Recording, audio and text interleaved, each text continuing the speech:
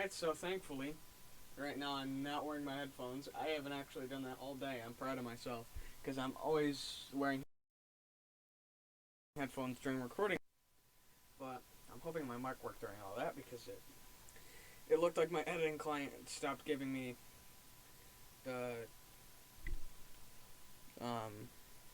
feedback of the mic's working. But hopefully, there's always some type of error when I record because I recorded a video a while ago. Just got it through the editor and uploaded. It was the top 25 Outlook of the AP poll. And then it's just game day overlook, and then I'm recording the Notre Dame video in a little bit. Cause the 12 o'clock games just started, and I would have had this done a little bit earlier if it wasn't for my editor client, but it's just being slow. I don't want to drop it any lower than 480p for the quality, but right now the Michigan game is starting. It doesn't list any of the other 12 o'clock games as starting. Well, as of right now, but it does have the Michigan game starting. Actually, it has a couple, but it doesn't say some have started yet. So, the overlook, we'll talk about the finished games at the end, but Tennessee, Missouri, Missouri's already on a 4th and 14. Okay, that was quick. It's going to be a close game. It should be a good game. Missouri's not great, but Tennessee is coming off a decent season. They're not doing too great, but they're not doing too bad. Yep, the ball just went over to Tennessee on a punt. But this should be a good game, and it'll be exciting. Charlotte, Illinois. That should be Illinois' game. There shouldn't be much of a game there. But you never know. You never know in college football. Really. Pittsburgh, Georgia Tech. That'll be a good game. Both teams have got something to prove coming into this game. They're ACC rivals, and Pittsburgh's got something to prove. With their record is there's why they have their record 3-1. Kenny Pickett's having a decent year at least. I haven't really checked in on him. I think he's having a good year, but this will definitely be an interesting game no matter what happens, and I look forward to watching that game back and forth with the Michigan game because I like watching Michigan lose. But next is Duke, North Carolina. This should be a no-brainer. North Carolina should win this game. They've been worse than they were supposed to be this year with Sam Howell and everything, but I don't think they're near the level that Duke's on because Duke's at the bottom of the ACC. Should be easily North Carolina's game. Minnesota, Purdue. That should be a good game because Ibrahim is out for the season. He went down week 1. Should beat Ohio State. And they're not as good without him. They're not really as good without him. And Purdue, I think they're a sneakily good team, and I don't just say that because they gave Notre Dame a run. But we'll see what goes on with that game. That game is either going to be hit or miss depending on how Purdue plays. We'll see. Some games I will kind of skip over, like I will skip over Memphis, Temple, and Western Michigan, Buffalo. Those games should really go to Memphis and Buffalo, but whatever. Michigan's got Wisconsin. This is going to be a good game. Right now, Michigan's on a 4th and 1 in the first quarter, and that's because Oh wait, did they give Haskins the first? It says for a first down, but they didn't give him the first, so it's looking like a 4th and inches. But no, they gave him the first. Okay, that's gonna be an interesting game. It all depends on if Michigan's gonna get the ball moving, and I did talk about this during the top 25 outlook on the games they play this week. But looking at that game, it's gonna be can Michigan get the ball moving, and can Wisconsin rebound from last week? That's the big question. I'm gonna skip over Toledo, UMass. Texas, TCU, that's going to be a good game, but ultimately I'm going to have to say Texas. I don't think TCU's got it all there to be the most competitive. I think Texas has a slight edge, but we'll see. I'll probably be proved wrong. Because this year is a weird year with upsets, so anything can happen any given Saturday. Arkansas, Georgia. This will be a good game. The line is 16.5 points because JT Daniels is not playing, something I didn't know in the AP poll video. But still, it's going to be a good game. Either way, Georgia's coming in and they want to win this to continue their streak of dominance and stay undefeated. And Arkansas is just going to want to come in and go, yeah, they want to walk out of this going, yeah, we beat Georgia. So, well, Michigan just did something good from what I'm hearing. Something happened. Hold on. One sec. Please hold. Never mind. Michigan's just doing Michigan things. Haskins got swallowed up, and now they punted to Wisconsin. Well, that sucks.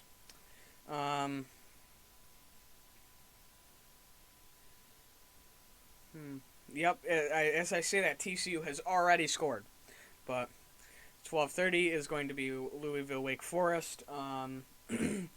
That'll be a good game. It'll be interesting to see what Wake Forest can do to keep themselves in the rankings, or is Louisville going to give them their first loss, knock them out, and give Louisville somewhat of a reason to be thought of for the top 25, but not really be in the conversation. App State, Georgia State could be a good game, although I think App State should run away with that. USC, Colorado, I think that would be a close game because Colorado, as much as they aren't a super great team, they're still kind of good, and USC is having a down year. If USC loses this game, it pretty much knocks all credibility out of them as of right now. But I'm still worried about them when Notre Dame plays them in 3 weeks. Still worried, but hey, I'm going to be at that game, so we can only hope. But, ooh, Coach Dante's streaming. I may check in with that after this, but Cincinnati is playing Notre Dame. That I'm going to leave for my preview and review later on after this video that I'm recording. So I'm not going to say anything on that because I really want to talk about this game, and I'm going to get into like a mindset where I just start talking and talking and talking. Coastal's got UL Monroe. It should be easily Coastal's game. Skip over Eastern Michigan, Northern Illinois. That could be a good game though, because both teams aren't very good. Ole Miss, Alabama. That's gonna. I pull back my words from the other video that I uploaded earlier before this, the AP poll video. This could be close. Yeah, this is gonna be interesting. I see Ole Miss a little bit better because I've done a little bit more digging, but it'll be close. I still think Alabama's gonna pull out on top, but I think Ole Miss has a little bit more of a chance. Oregon, Stanford. Like I said in the AP poll video, Stanford has fallen off a cliff. I mean, they've been going downhill, but they fell off a cliff. It should easily be Oregon's game. I'm gonna leave it at that because I already basically said all I need to say about this game. That's all you need to know about it. Bet the over. That's what you need to know. Oklahoma, Kansas State. As I've said before, this could be a good game depending on which K-State shows up. But you never know. And let's hope the Sooner scooter doesn't fall over again this week, huh? I still like making references back to when it did fall over. Ohio State has Rutgers. This could be a good game. I'm just hoping Rutgers wins because I like seeing Ohio State fans' pain.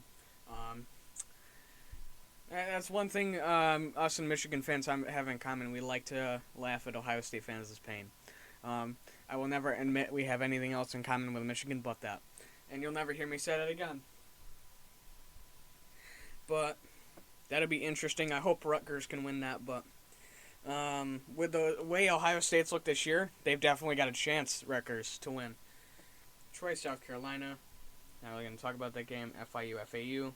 Again, not really going to talk about it. Those could be close. Syracuse, Florida State. Florida State's not looking so good, but they've got the over 5.5. The big key to winning this game is shutting down Taj Harris of Syracuse and shutting down Sean Tucker, the freshman running back. I don't think Florida can do that, or Florida State can do that. I don't think they're going to be able to. I think it's you either shut down one or the other, and Sean Tucker's the bigger, or the better, not the bigger, but the smarter option to try to shut down, because they have a quarterback controversy between Tommy DeVito and I forget his first name, but Slater, and it'll be interesting to see what goes on there, who gets started, and what happens if Slater, I'm assuming Slater's going to start because I'm assuming he won from what I saw last week because they just let him full-on play last week. Although Tommy DeVito would be my QB if I were a Syracuse fan, and I know for other people that's their QB. So, I mean, you may as well. But anyways, it's about shutting down one of the two. I think it's better to shut down Tucker and force whoever is back in the pocket to throw the ball around a little bit more. Luke Benson, the number one tight end, is still out, I'm pretty sure, although I expect him back soon because the game he got injured in, the Albany game, Albany-Syracuse, he had crutches for a while. He went in the locker room, came back out with crutches and a brace, and then was walking around with that, or a crutch and a brace. Then was walking without the crutch, moving around the sideline, back and forth, talking to DeVito and Tucker. So I don't think it's that bad of an injury, and I think he could be back soon.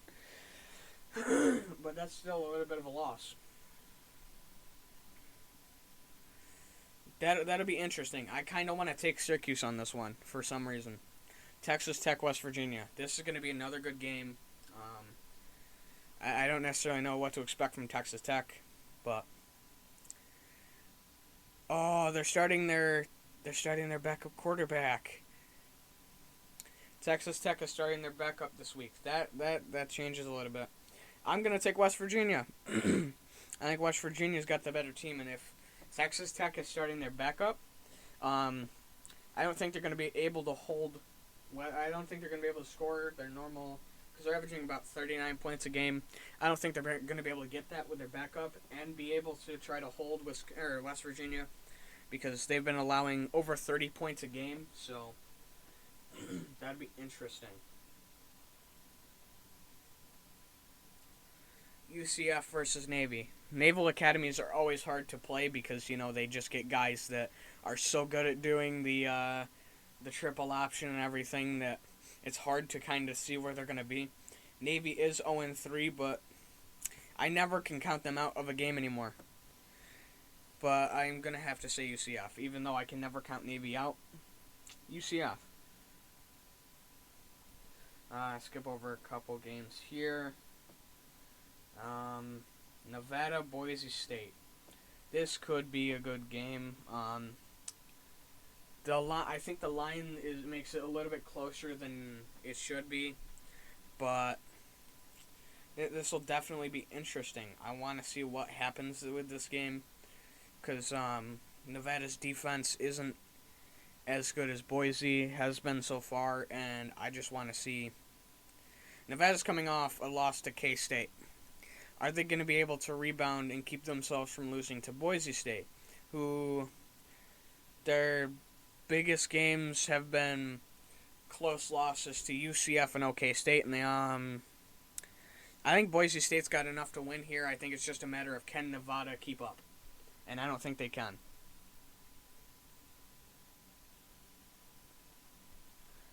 Skip over some more. I don't really want to talk about Army and Ball State. I'll just say Army's going to win that game. We'll just say that.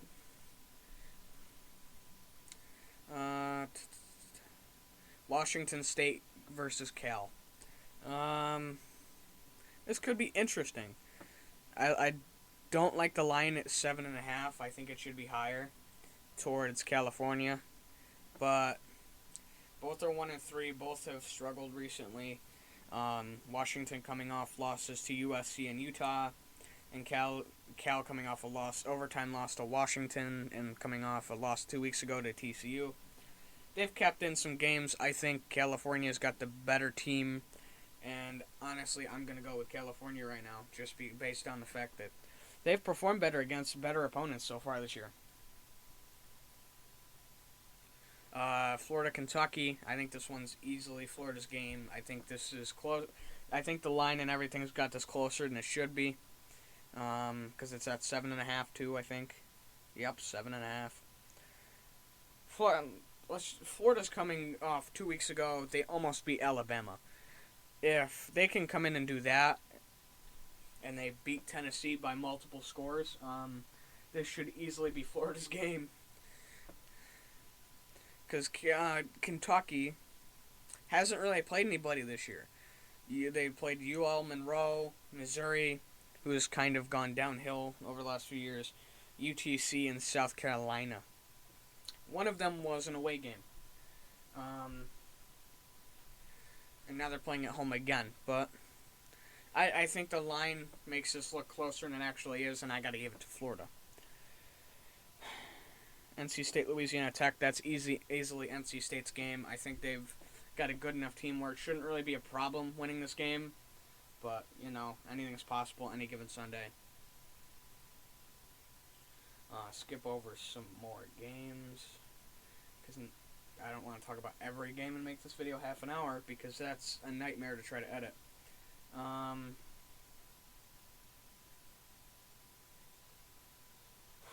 just thinking, I have no idea what I'm going to put as like the cover up, or the thing for the background for this. So that's going to be fun, but Mississippi State, Texas A&M, I think the line makes this closer than this should be. A&M is 3-1.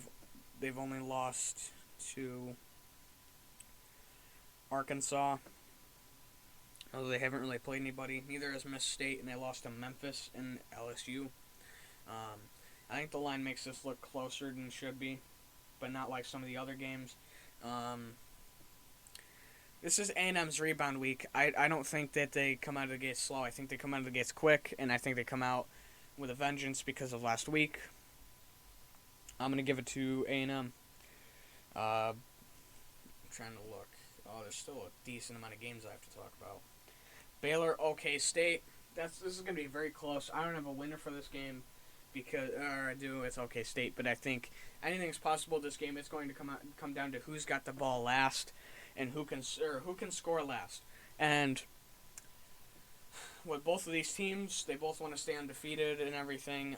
It's Bohannon versus Sanders, so we'll see what happens. We really will see what happens, and I'm glad this is a 7 o'clock game because I want to watch this.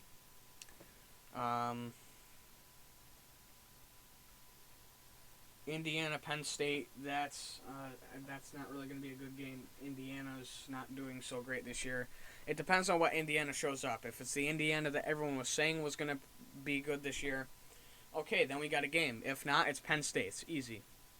I know everyone who's an Eagles fan and probably a Penn State fan, or most of them, are watching this and going, "Oh, you picked us." Not really going to talk about Western Kentucky, Michigan State. That should easily be Michigan State's game. Clemson, Boston College, that's going to be a good game. Boston College last year was sneakily good against Clemson. I think they can do it again. They're 4-0, so I think they're going to walk into this game trying to keep themselves undefeated. And Clemson's just struggling with Uyunglele. This is not their year. This is an in-between year because of their quarterback. So we'll see what happens, but I think this is Boston College's best chance to beat Clemson because of the turnover at quarterback, and Uyunglele needs this year to kind of get himself going. Northwestern Nebraska. This will be a good game. It'll be interesting. I can't wait to see this. I don't think this is going to be the Northwestern team that was supposed to be good this year. At the end of the day, I got to give this one to Nebraska. Line does make it look a little bit closer than it should be. Martinez has been doing good this year. Johnson for Northwestern has thrown just as many TDs as he has interceptions for. And yeah, that says a lot. So I think this game isn't going to be as close as the line tells. Northwestern's defense has been giving up more points to teams like Ohio and Duke, as to where Nebraska's held on in close games against Oklahoma and Michigan State. So honestly, this is Nebraska's game to lose, really, and it shouldn't be close. Alright, so I got 3 games left to talk about. 4 games. Auburn, LSU. This will be a good game. I don't know if I'd give LSU the line here, but definitely be very close. I don't think Auburn's necessarily that top 25 team either, just because Bo Nix hasn't been super great recently. And they seemed at times very one-dimensional. I mean, when it counts, they lost to Penn State compared to LSU hasn't really played anybody besides UCLA, so either way, these are both teams that I think come into this game kind of unpredictable, both at 3-1. So we'll see what happens. This is another any given Sunday or any given Saturday kind of situation. I keep saying any given Sunday. If I said any given Sunday at any other points in this video, I mean any given Saturday and after this too. Washington, Oregon State. That'll be a close game. That'll be interesting. I'm gonna watch that game. It should be very close, like the line predicts, and we'll see how this goes. Nolan's been the better quarterback recently, and for Oregon State, and we'll see how that fares. Oregon has put up more points per game, 13 more, but has also given up 4 more points a game. So we'll see how that goes. They've been producing more. Washington's played teams like Michigan and Cal, as to where Oregon State's played USC, Hawaii, and Purdue. So that's not all the teams they played, just some of the notable ones. So we'll see. We'll see how that game goes. And then finally, the last game that hasn't happened already that I'm going to talk about is going to be Fresno State, Hawaii. Shouldn't be as close as the line predicts. I don't think Hawaii has much of a chance in this game.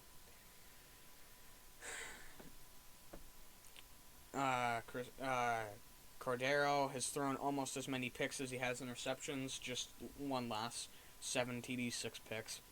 And this was against teams like New Mexico State, San Jose State, Oregon State. So, and then Fresno State actually beat UCLA and knocked them out of the rankings. Had a one-score loss to Oregon week 1. So this will be interesting. I think Fresno State's definitely got the better team. They're producing 2 scores more per game and is giving up 11 less points a game. So it'll be interesting. But all in all, that shouldn't really be a close game. It's Fresno State's game to win. And then Thursday there was Virginia-Miami. That was a good game. Came down to 2 points. There was some bad refs that were garbage because they did miss some calls, like they missed a targeting that should have been on Miami for a late hit against a receiver with the crown of the helmet that would have kept Virginia's drive going, even though Virginia did win that game. It shouldn't have been that close just because of that play that never got the foul or the flag, but whatever. Or at least it should have been. It should have been a little bit altered, but Iowa beat Maryland, destroyed them, 51-14, and BYU beat Utah State 34-20. Iowa, Maryland, I kind of knew that Iowa was going to win this off the bat, but not by this much. Not by this much. They forced 7 turnovers and were super productive this game. And there was even one play where an Iowa corner snatched the ball right before it hit the ground, I think it was. And I saw it and I was like, well, it's when you play NCAA on Heisman difficulty. That's about what it looks like. So, it was funny. Tua's younger brother was playing in this game and didn't do so great. I can never pronounce this right, and I'm not going to try to pronounce his first name. But the other Tagovailoa brother came into this game, performed well at times. How many picks did he throw? That's what I want to know. He threw 5. He threw 5, so there was 2 fumbles, right? No, there's only 1 fumble. Where's the 7th turnover? Hold on, that don't add up. Oh no, their backup threw another pick. That's why. 6 picks and 1 fumble. Okay. Yeah, you deserve to lose that game if you turn it over more than 3 times, let alone 7. And then BYU, Utah State. This was a close game, at least at first, I'm pretty sure. Hold on, let me get the play-by-play. No, most of the points were scored by the second quarter, or by the first half, by the end of the first. It was close at first. It stayed a 1 score, and then as soon as BYU jumped to 24 points, it was kind of over. I mean, Utah scored late, but then BYU answered back, and that basically ended the game. But it was closer than the score kind of shows it. But anyways, that's kind of my game day outlook. I know it's a little bit late. I know a lot of what I said is going to be behind in some of the games because I am finishing up recording this at 12:30. So, you know who I am. I'll see you guys later today with a Notre Dame preview and review. Signing out.